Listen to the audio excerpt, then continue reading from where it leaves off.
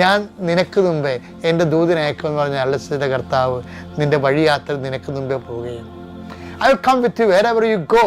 നീ എവിടെ പോയാലും ഞാൻ നിൻ്റെ കൂടെ ഉണ്ടാകുമെന്ന് പറഞ്ഞാൽ കർത്താവിൻ്റെ സാന്നിധ്യത്തെ അനുസ്മരിച്ചുകൊണ്ട് നിൻ്റെ വഴിയാത്ര നടത്താൻ കർത്താവ് നിന്നെ പ്രാർത്ഥനയായി പൂരിതമാക്കട്ടെ.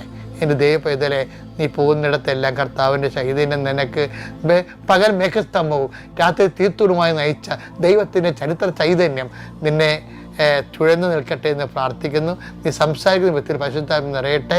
നീ കണ്ടുമുട്ടുന്ന വ്യക്തിയെ പരിശുദ്ധാത്മ നിറയട്ടെ.